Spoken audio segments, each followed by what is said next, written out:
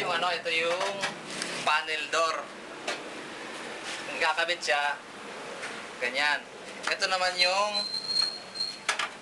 ito yung guide, lower guide. Ito yung upper guide. Kung sakali ito yung fix. Ito pong door, may release siya, may roller, heavy duty. Heavy duty yan, dalawa.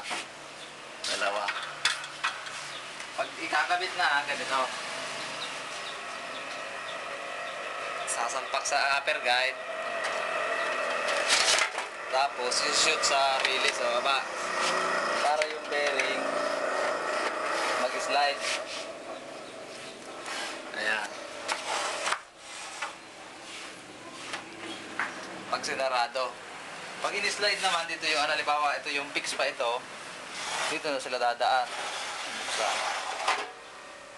Daanan, may fix pa ito eh. Ang problema lang, ito yung gap niya. May 1/2 na NGO. Pero meron naman siyang rubber. May nabibiling rubber para dyan. Tsaka ito, sasaraduhan yan. Para, pinakita lang natin para makita yung bearing. Ito yung kisame na yan, kisame. Ito na yung flooring.